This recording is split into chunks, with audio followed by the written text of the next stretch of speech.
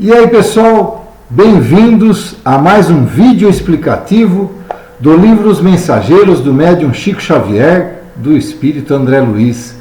Nós vamos ver hoje o capítulo 38, chamado Atividade Plena.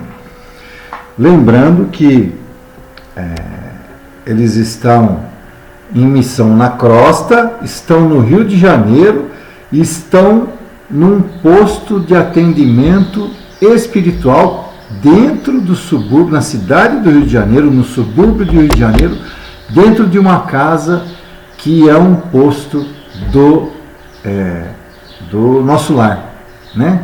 Pra vocês verem como existem espíritos encarnados extremamente superiores que conseguem fazer com que a missão deles vingue, né? Realmente eles consigam atingir a missão. E no caso aqui da casa a querida Isabel, né? Ela tem 3 filhos e ainda consegue sustentar os filhos, comem uma vez por dia. Até quem é uma coisa muito bacana de ver, é só puxar nos capítulos anteriores, vocês vão ver qual a justificativa que ela dá para os filhos, porque os filhos questionam, mas a gente só come uma vez por dia, e tem gente que tem uma mesa tão lotada de comida que, né, fazem 2, 3 refeições ao dia. Voltem lá e vejam a justificativa da nossa querida Isabel, tá bom? Então vamos lá iniciar. No salão acolhedor de Dona Isabel, permanecíamos em plena atividade. Lá fora, começara o aguaceiro forte, mas tínhamos a nítida impressão de grande distância da chuva torrencial. Logo às primeiras horas da madrugada, o movimento intensificou-se. Muita gente ia e vinha. Numerosos irmãos encontram-se neste pouso de trabalho espiritual, na esfera a que os encarnados chamariam sonho. Não é fácil transmitir mensagens de teor instrutivos nessa tarefa, utilizando lugares comuns, contaminados de matéria mental menos digna. Nas oficinas edificantes, porém, onde conseguimos acumular maiores quantidades de forças positivas da espiritualidade superior, é possível prestar grandes benefícios aos que se encontram encarnados no planeta. Muito bem, gente. O que ele está falando aqui? Eles estão no salão, lá na casa da Dona Isabel, que é um posto de atendimento espiritual do nosso lar, né? E nesse horário da madrugada, vários espíritos dormem, né? Várias pessoas dormem, a maioria dorme, lógico, de madrugada, e os seus espíritos abandonam o corpo. Muitos, ele quer dizer aqui, não têm condição de estar lá presente onde eles estão, né? Por quê? Por causa da vibração inferior, que não consegue enxergar esse posto de atendimento. Acentuei minhas observações, verificando que muitas das pessoas recém-chegadas pareciam convalescentes, titubeantes. Algumas se mantinham de pé, sob o amparo de braços carinhosos. Eram os amigos encarnados a se valerem do desprendimento parcial pelo sono físico, que se reuniam a nós, aproveitando o auxílio de entidades generosas e dedicadas. Reconheci, entretanto, que a maior parte não entendia com precisão a que se lhes desejava dizer. Muitos pareciam doentes, incompreensivos, sorriam infantilmente, revelando boa vontade na recepção dos conselhos, mas grande incapacidade de retenção das informações. Eu estudava os quadros ambientes com justa estranheza, sempre cuidadoso. Aniceto veio ao encontro de nossa perplexidade. O que acontece então, gente? Olha, muitos dos que lá estavam não conseguiam absorver todas as mensagens que eram passadas para eles. Muitas vezes, gente, nós lembramos de fragmentos de sonhos que nós tivemos.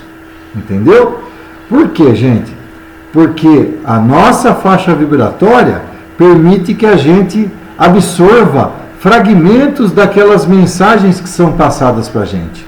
Entendeu? Então a gente interpreta como fragmentos de sonhos, mas, infelizmente, né, a nossa qualidade moral mais inferior não permite que nós absorvamos todas as mensagens que os amigos espirituais nos passam.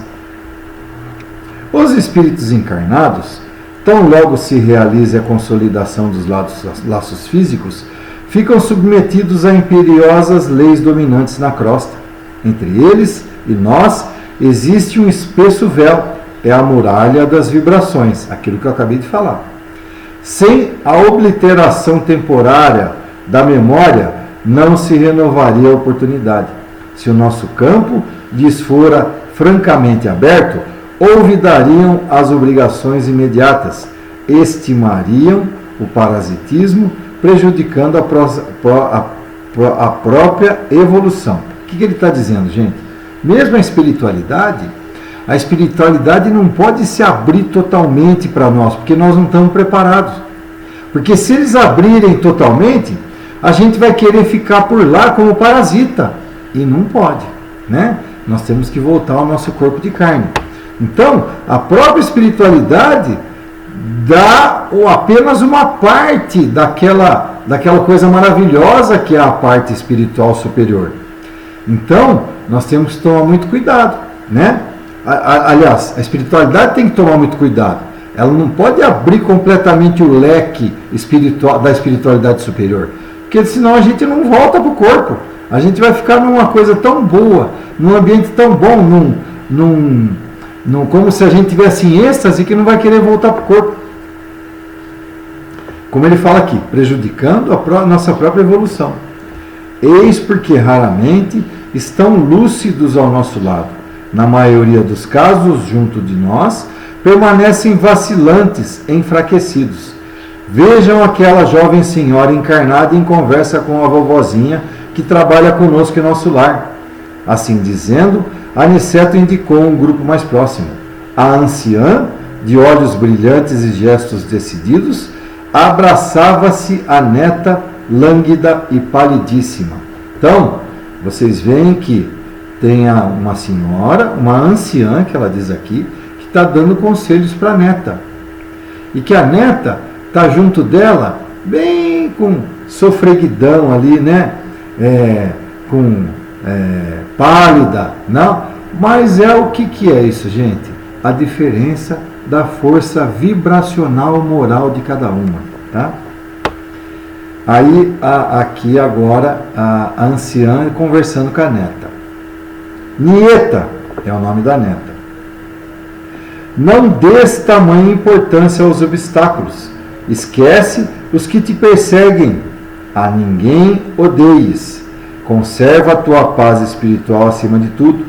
Tua mãe não te pode valer agora, mas crê na continuidade de nossa vida. A vovó não te esquecerá.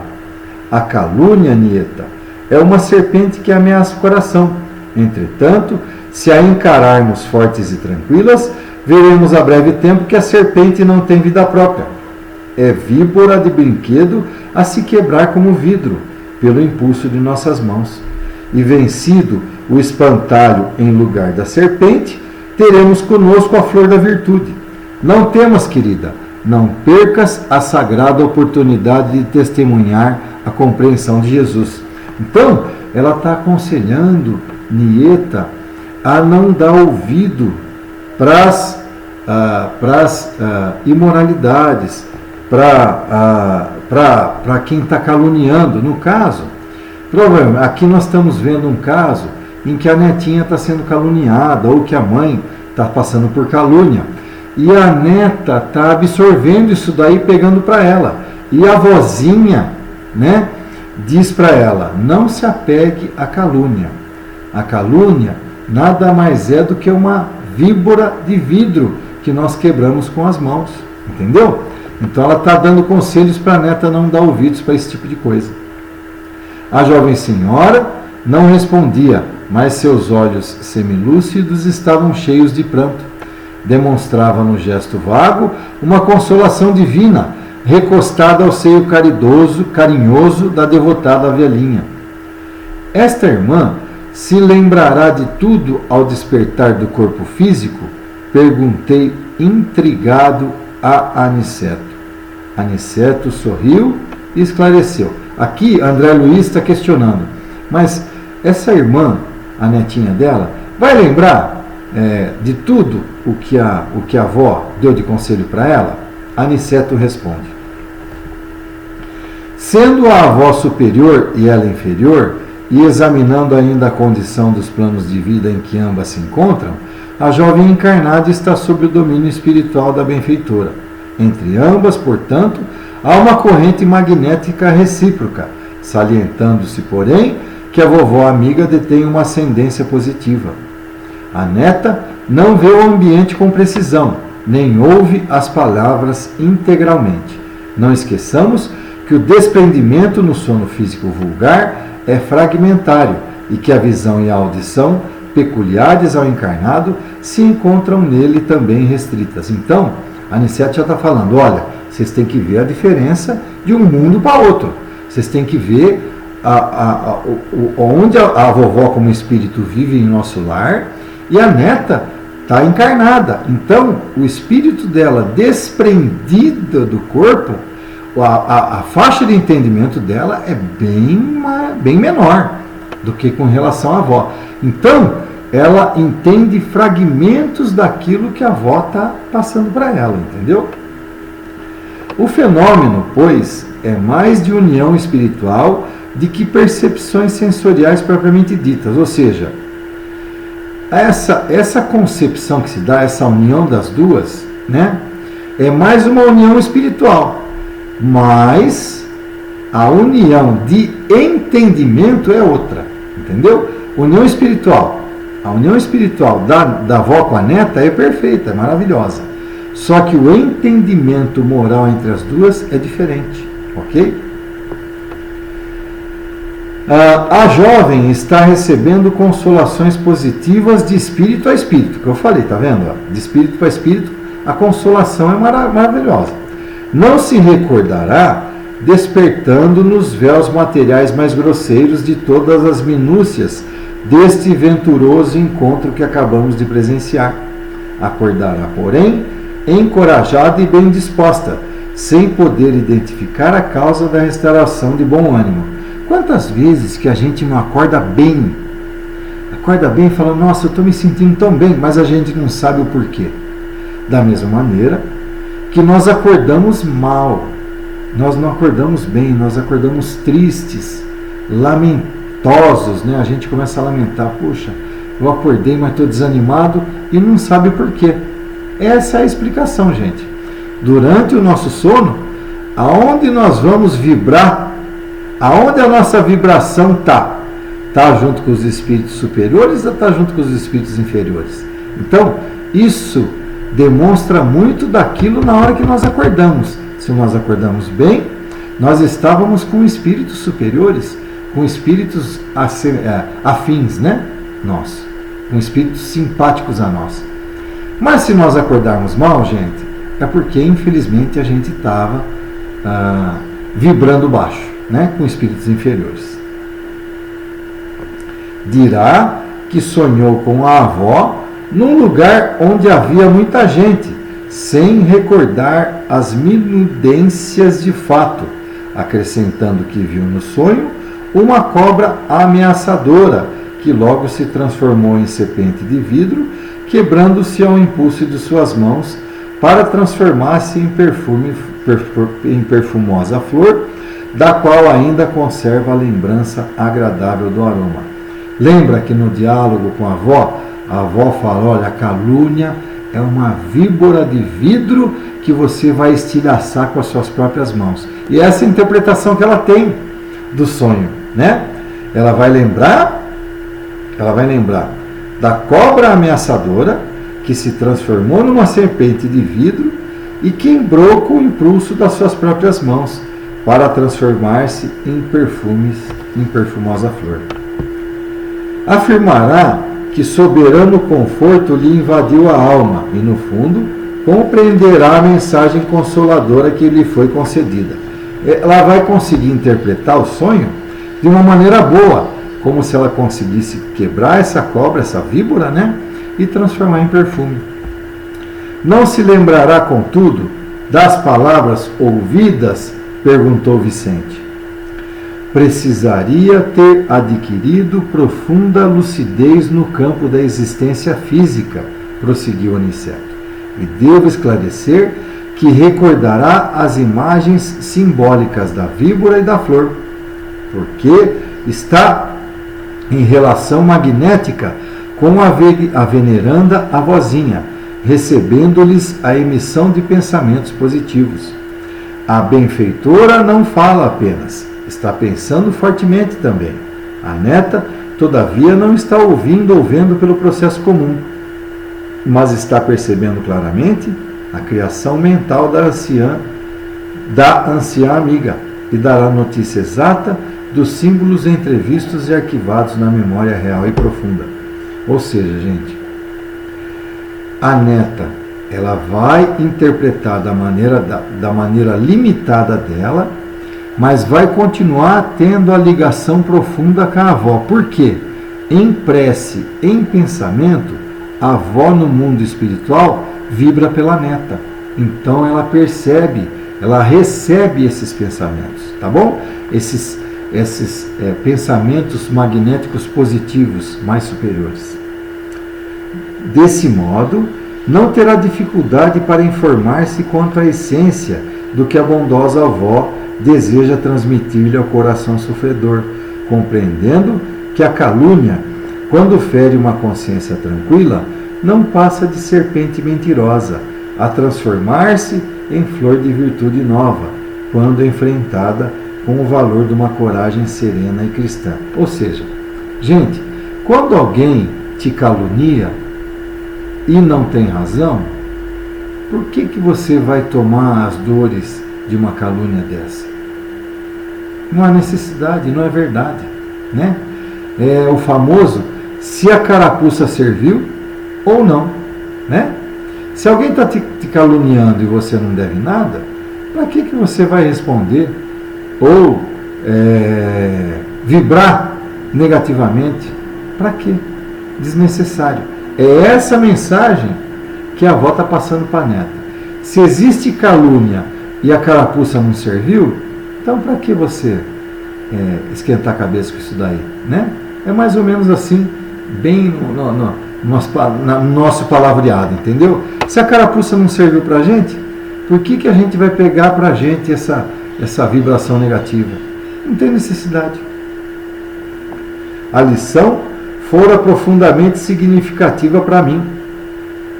Começava a adquirir amplas noções do intercâmbio entre as duas esferas.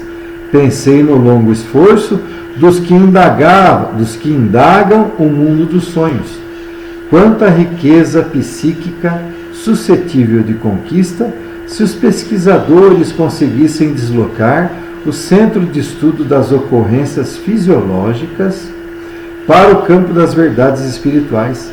Lembrei a psicanálise, a tese freudiana, as manifestações instintivas inferiores. Então, o que André Luiz interpreta? Que é isso mesmo, gente, que ele está entendendo a ligação entre as duas esferas, a esfera da crosta terrestre com nós encarnados e a esfera espiritual provinda de nosso lar, né? Mas vamos encarar assim o mundo dos encarnados e o mundo espiritual, né? Então, André Luiz estava entrando na faixa de entendimento de como são as vibrações em cada mundo e como nós encarnados temos que absorver as mensagens positivas, a magnitude vibratória superior, né? Magnitude tem que ser superior, né, gente? Percebendo-me as elucubrações, o devotado mentor dirigiu-me a palavra de maneira especial. Quer dizer, Aniceto leu o pensamento de André Luiz, porque André Luiz estava pensando na psicanálise, né? Então, Aniceto viu, né? ouviu, né, o pensamento de André Luiz e vai responder para André Luiz. Freud, asseverou Aniceto, foi um grande missionário da ciência. No entanto, manteve-se como qualquer espírito encarnado sob certas limitações. Fez muito, mas não tudo, na esfera da indagação psíquica. Olha aqui uma observação que ele faz de Freud. Pela pausa do nosso instrutor, percebi que ele não desejava entrar em minucioso exame da teoria famosa. Lembrando, porém, a extraordinária importância atribuída pelo grande cientista às tendências inferiores. Indaguei um tanto tímido. Haverá, porém, centros de reunião para os espíritos desequilibrados no mal, como acontece aqui aos amigos interessados no bem? O generoso mentor sorriu benévolo e falou. Bom, o que André Luiz perguntou? André Luiz perguntou, da mesma maneira que nós temos aqui esse centro de reunião para espíritos superiores, existem centros de reuniões para espíritos inferiores? Aniceto vai responder. Não haja dúvidas quanto a isso. Através das correntes magnéticas suscetíveis de movimentação, quando se efetua o sono dos encarnados, são mantidas obsessões inferiores, perseguições permanentes, explorações psíquicas de baixa classe, vampirismo destruidor, tentações diversas. Ainda são poucos, relativamente, os irmãos encarnados se sabem dormir para o bem. E fazendo um gesto por demais expressivo, concluiu, livre-nos o Senhor de cair novamente. Então, você vê que Aniceto confirma a teoria, né?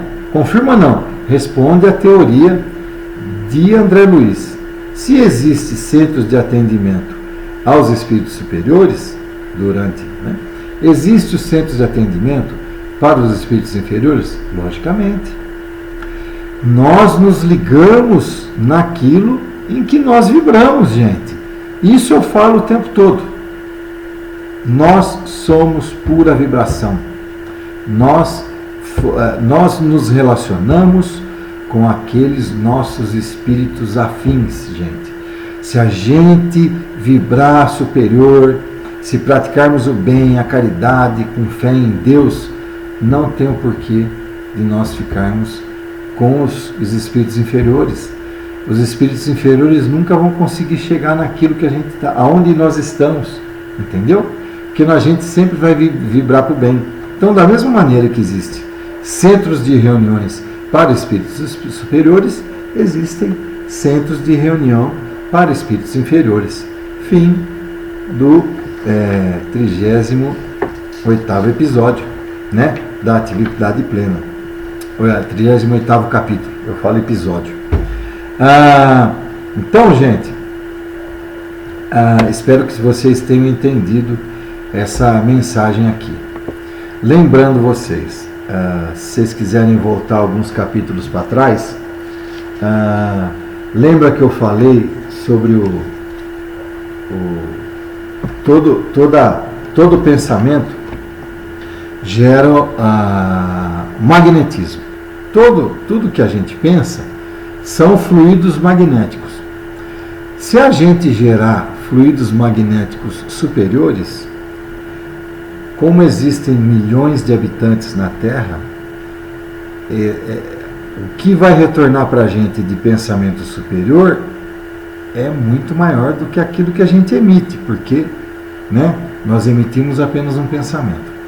Mas se nós emitirmos o pensamento inferior, gente, lembra que eu falei para vocês do força magnética deteriorada? É esse pensamento inferior que nós temos. Então, se nós vibrarmos inferior, nós vamos receber 200 vezes mais o pensamento inferior de volta, entendeu? Então, vibremos sempre, procuremos vibrar sempre com pensamentos, com preces, com orações, com amor, com carinho para todos, tá certo? Amai os vossos irmãos como a ti mesmo e a Deus sobre todas as coisas. Muito bem, meus irmãos. Fim do 38º capítulo. Até o próximo. Um abraço.